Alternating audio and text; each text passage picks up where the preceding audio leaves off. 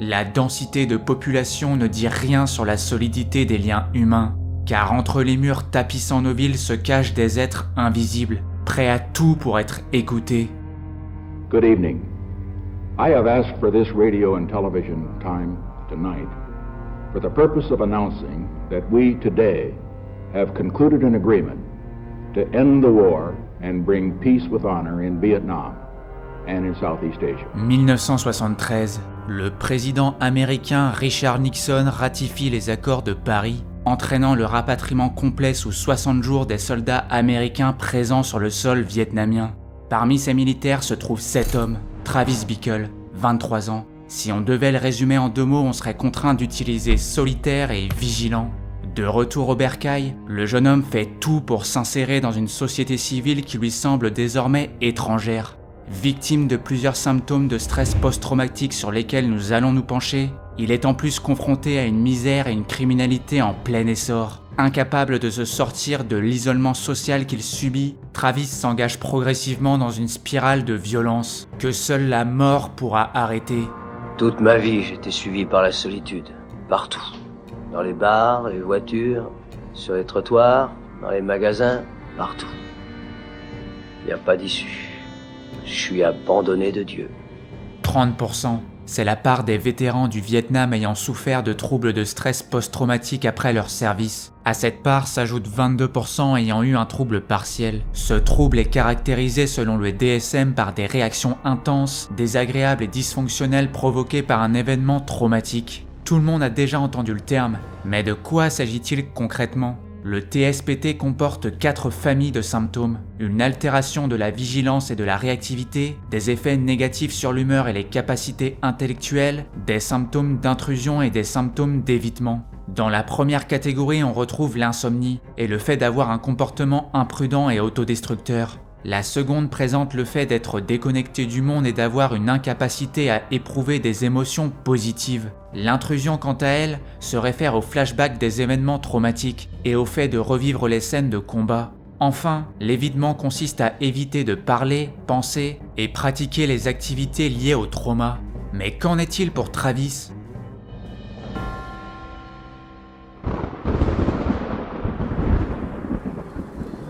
« 12 heures de travail, je n'arrive toujours pas à dormir.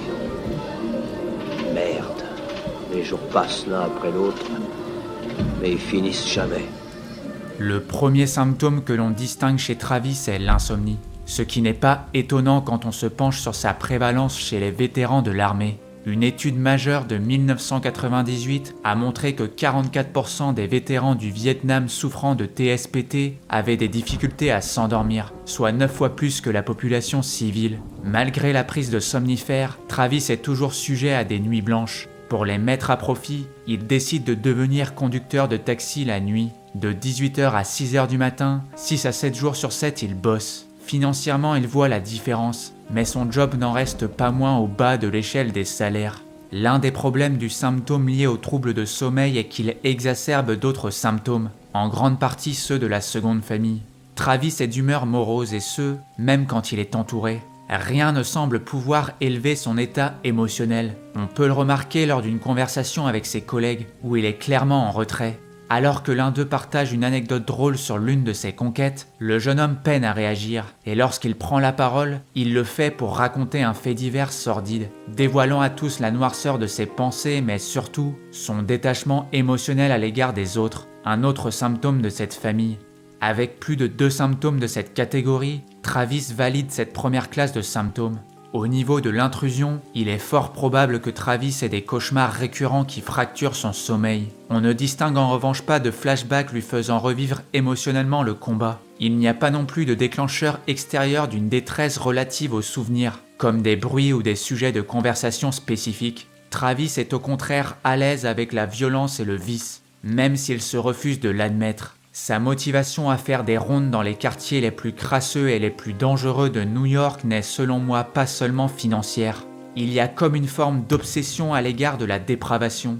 Même s'il souhaite son éradication, son attitude nous montre qu'il ne la craint pas. La persistance de ces différents troubles pousse donc Travis à agir, mais il est contraint d'affronter ses démons seul et à sa manière, car il fait partie des invisibles auxquels la société refuse de tendre la main.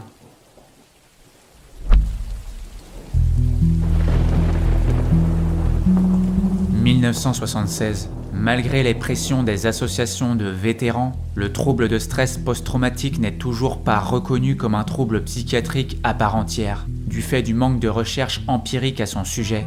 Cette non-incorporation au DSM permet au gouvernement de justifier la limitation des aides en faveur des vétérans du Vietnam.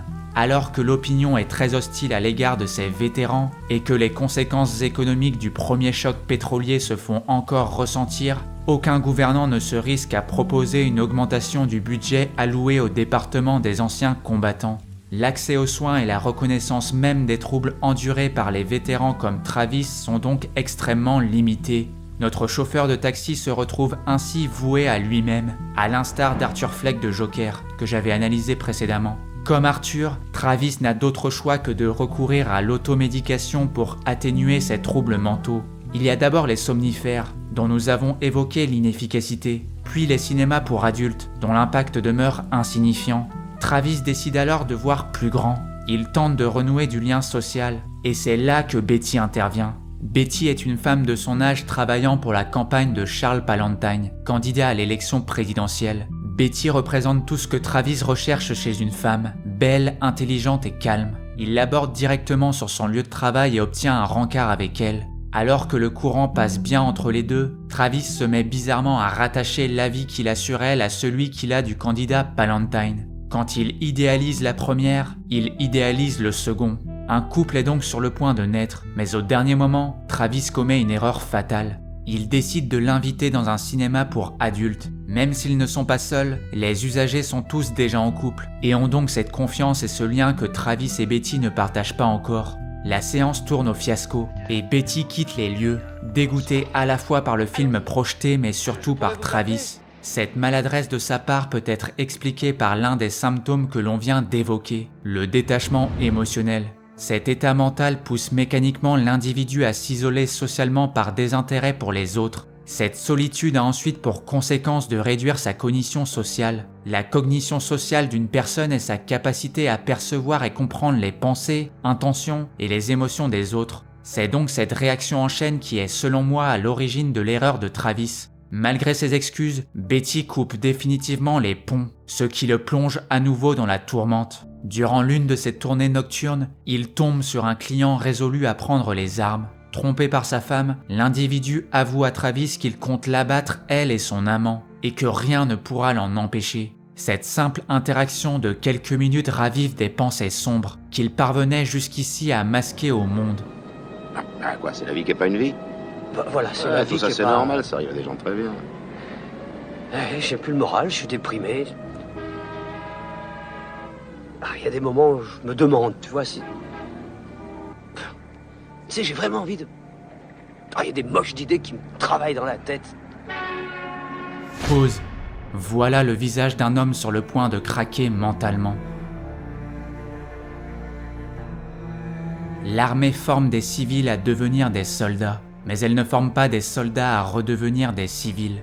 Entraînement physique, restrictions alimentaires, armement, préparation au combat, Travis décide de reprendre le mode de vie militaire, un mode de vie qui avait donné du sens à son existence. Ce changement drastique dans son quotidien l'exclut des symptômes d'évitement. Cette catégorie englobe le fait d'éviter les pensées, émotions et souvenirs associés aux événements traumatiques. Or, pour Travis, c'est tout l'inverse. Il est obsédé à l'idée de réprimer la criminalité dans la violence, il fantasme sur l'idée de rendre justice lui-même au péril de sa vie, démontrant la recherche des mêmes rushs d'adrénaline qu'en mission, et enfin, il garde dans son appartement un drapeau de l'armée nord-vietnamienne comme souvenir de son déploiement. Pour ce qui est du second symptôme, là encore, le fait de s'armer et de patrouiller dans la ville à la recherche de violence élimine toute présence d'évitement et évoque plutôt une nostalgie vicieuse. Vicieuse car elle le pousse à rechercher le danger plutôt qu'à l'éviter, alimentant par la même occasion plusieurs symptômes de la dernière famille. Tu vas me le filer ton fric, oui ou merde? Ce premier passage à l'acte en tant que civil constitue un point de non-retour pour Travis. L'absence de conséquences légales et le sentiment d'avoir rendu justice renforcent en lui l'idée que si les politiciens refusent d'agir contre le crime, il le fera à leur place. Son rapport à son environnement bascule alors dans de l'hypervigilance, symptôme de la 4e catégorie. Travis surveille ses rues comme s'il était policier, à l'affût du moindre dérapage. Son combat contre le vice donne un but et une direction concrète à sa vie, mais il lui manque toujours ce lien social, et c'est là qu'Iris intervient. Iris est une prostituée de seulement 12 ans qui, un soir, tente de s'échapper de l'emprise de son proxénète en montant à bord du taxi de Travis. Malheureusement, la petite est vite rattrapée et ramenée à la déraison. Cet épisode laisse une empreinte indélébile dans l'esprit du chauffeur. Quelques jours plus tard, il la croise à nouveau et l'aborde pour en savoir plus. Travis refuse de croire qu'une si jeune fille soit déjà exploitée de la sorte. Il vérifie donc par lui-même, et la réalité le révulse. Non seulement son âge est utilisé comme un argument de vente par son proxénète, mais en plus, Iris prend sa défense et lui affirme être totalement libre. Travis tente de la convaincre que ce qu'elle fait n'est pas normal à son âge, et qu'elle est tout sauf libre. Se sentant impuissant face à cette situation, Travis décide de se venger, non pas sur le proxénète mais sur ceux d'en haut. C'est à moi que tu parles? C'est à moi que tu parles? Ce projet implique un comportement autodestructeur, car il réduit drastiquement son espérance de vie. Lee Harvey Oswald peut en témoigner. On peut donc voir dans la décision de Travis un sabotage de sa propre existence, mais pas que. Le jour J, il arbore un mohawk, une coupe de cheveux utilisée par certaines divisions de l'armée américaine pendant la Seconde Guerre mondiale et le Vietnam, afin d'intimider leurs ennemis. Ce style guerrier n'est donc pas anodin. Travis s'en va en guerre contre un pouvoir qu'il juge injuste, négligent et corrompu. Cet acte fou est pour lui le moyen ultime de faire entendre la voix d'une classe oubliée. Une classe pour laquelle les votes, les manifestations et les appels à l'aide sont restés sans réponse. Ce recours à la violence nous paraît donc excessif, mais quand on se met à la place de Travis, il ne représente en réalité que le lobbying du pauvre. À quelques secondes d'emporter avec lui le politicien, il est repéré et repoussé par ses gardes du corps. De retour chez lui et rempli d'adrénaline, il décide de revenir dans la maison close abritant Iris. C'est le moment pour lui de reprendre du service, et ce, de la manière la plus brutale possible. Travis anéantit toutes les parties impliquées dans ce commerce inhumain. D'abord le proxénète, puis le chronométreur, et enfin le client. Gravement blessé et se vidant de son sang, Travis préfère mettre une balle finale à sa vie, mais...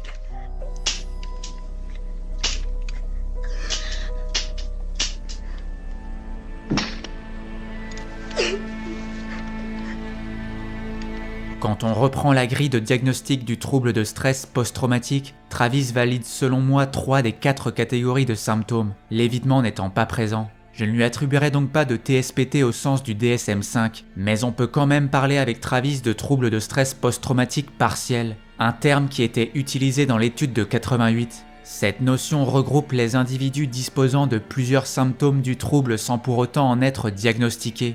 Cette classification proposée par plusieurs scientifiques n'est pas encore reconnue officiellement et est encore sujette à débat. Les arguments en faveur de cette recommandation sont multiples. Tout d'abord, il permet d'élargir l'accès aux soins pour les personnes traumatisées, par le biais d'une compensation progressive. L'obtention d'un suivi de bonne facture pour les vétérans nécessite non seulement le diagnostic complet du TSPT, mais en plus, la preuve qu'il est directement lié au service militaire, ce qui est parfois compliqué pour bon nombre d'anciens soldats. Il y a donc un effet de seuil important pour ceux échouant à quelques symptômes du diagnostic, qui se trouvent alors privés d'aides précieuses.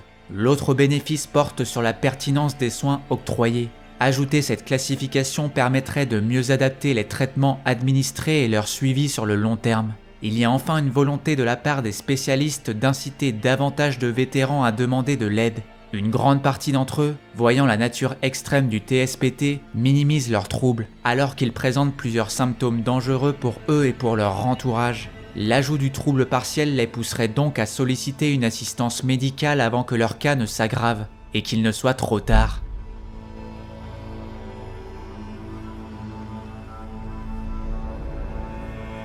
Le parcours de Travis est celui d'un homme ayant servi son pays avant d'être abandonné par ce dernier. Délaissé par une société ignorant ses difficultés, l'esprit de Travis n'a jamais vraiment quitté le Vietnam, et ça se voit. Que cela soit dans sa détestation des autres, ses émotions volatiles et excessives, ou encore dans son comportement imprévisible et autodestructeur. Tout nous montrait dès le début que Travis n'était qu'une bombe à retardement. Incapable de tracer un trait sur cette guerre, il a décidé de la ramener au pays, dans ses propres rues. Pour la société, la tuerie dans le bordel n'était qu'un fait divers, mais pour Travis, il s'agissait d'une mission de plus dans sa carrière militaire, et une mission réussie. 100% des ennemis abattus, aucune perte alliée et une otage saine et sauve. Le fait d'armes de Travis lui permet donc d'être décoré avec les honneurs de la presse et du public. Un héros de guerre est né, mais ce que la société ignore est qu'il s'agit d'un héros volatile. Car si quelques heures plus tôt il avait dégainé plus vite, il serait devenu l'ennemi public numéro 1.